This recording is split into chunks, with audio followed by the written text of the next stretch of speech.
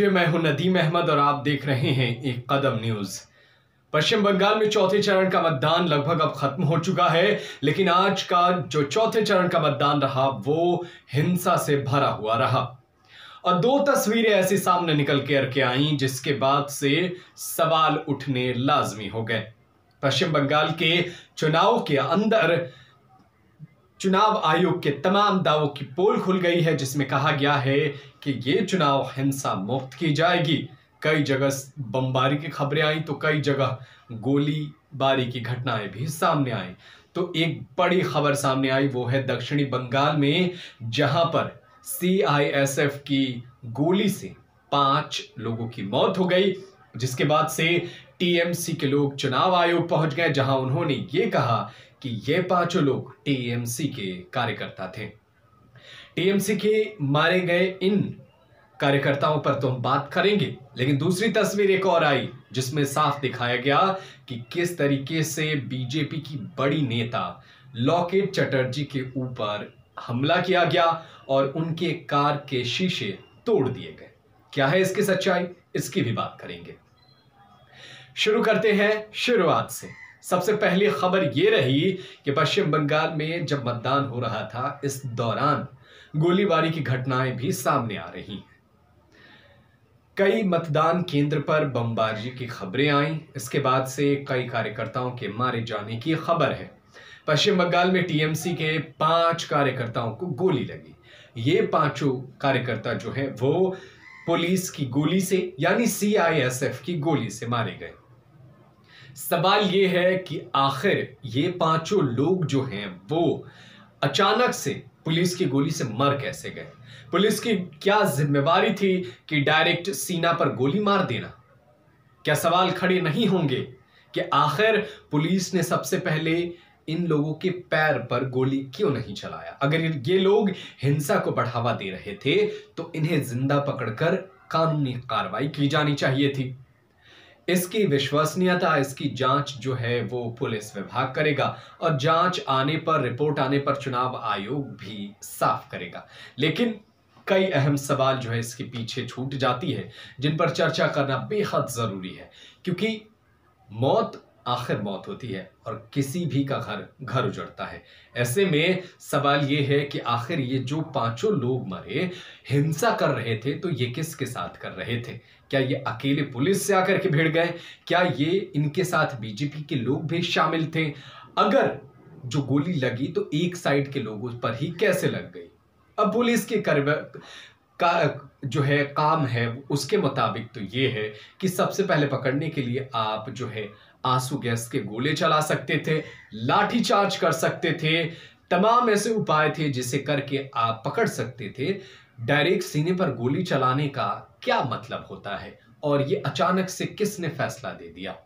SP साहब ने confirm कर दिया है कि इन 5 की मौत जो है पुलिस विभाग के गोली से हुआ है, यानी CISF के जवानों की गोली से ही मौत हुई है, जिनकी उम्र 21 साल से 24 साल के बीच बताई जा रही है।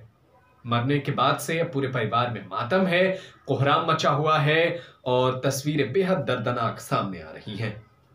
अब बढ़ते हैं अगली खबर की ओर, वो है लॉकेट चटर्जी का। लॉकेट चटर्जी वो नेता हैं जो पश्चिम बंगाल में बीजेपी की महिला नेताओं में सबसे बड़ी मानी जाती हैं और कहा जाता है कि ये मुख्यमंत्री की दावेदार भी हैं। जब ये एक इलाके में जा रही थे तो वहां पर इनका विरोध TMC के लोगों ने कर दिया। इनके कार के आगे आकर वो बैठ गए थे और चारों तरफ से जो लोगों ने इन्हें घेर रखा था, क्योंकि वो इन्हें आगे बढ़कर अपने गांव में नहीं जाने देना चाहते थे। हो सकता है शायद ये लोग जो हैं परेशान हो नए नए वादों से, झूठ बातों से और जो है बरगलाने से, जुमले से, तो वो नहीं जाने दे रहे थे। लेकिन अचानक से गाड़ी का शीशा टूट जाता है।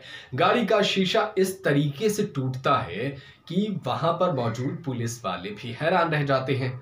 पुलिस वाले हैरान इस बात से हैं कि हम जब यहां पर मौजूद हैं और हमारे पीछे कोई कार्यकर्ता गया ही नहीं, कोई TMC के मान लीजिए गुंडे ही गए ही नहीं, तो आखिर टूट कैसे गया? लेकिन जब आप वीडियो को जब आप उसे नज़दीक से देखेंगे, जूम करके देखेंगे, स्लो मोशन में देखेंगे, तब आपको यकीन होगा कि किस तरीके से साजिश रची गई ताकि ये कंफर्म हो जाए कि ये टीएमसी के गुंडे हैं और लॉकेट चटर्जी के ऊपर हमला कर रहे हैं, ताकि ये पूरे देश भर में ढिढोरा पीटा जाए। 2-4 रैलियों में बड़े साहब भी इस पर हो हल्ला कर देंगे और कह देंगे कि ममता बनर्जी ने गुंडा भेजकर एक महिला पर भी हमला करवाया, क्योंकि एक महिला पर के पैर पर पहले हमला हुआ। समझ रहे हैं ना बात को? आप समझिए कि टीएमसी की मुख्यमंत्री जो है बंगाल की, वो महिला है, उन पर हमला हुआ। अब हो सकता है उसी बात को रिपीट करने के लिए अंदर से शीशा तोड़ा गया, ताकि ये भी कंफर्म हो जाए कि हाँ भाई, टीएमसी के गुंडे भी तो लॉकेट चटर्जी हैं, नेता हैं, बड़ी नेता हैं, इन पर हमला किया गया है। तो इस तरीके से बंगाल की सियासत को बुना जा रहा है, हिंसा किया जा रहा है, कराया जा रहा है, रचा जा रहा है, साजिशें चारों तरफ से हो रही हैं और दूसरी तरफ इसमें गुंडे भी बाजी मार रहे हैं। बिना राजनीतिक सह के तो हो ही नहीं सकता। बमबाजी भी हो रही है, हिंसात्मक खबरें लगातार आ रही हैं और ये भी माना जा रहा है कि ये तो सिर्फ आधा हुआ है, ये तो सिर्फ ट्रेलर है, क्योंकि सिर्फ 4 चरण के चुनाव हुए हैं, 4 चरण के और चुनाव बाकी है।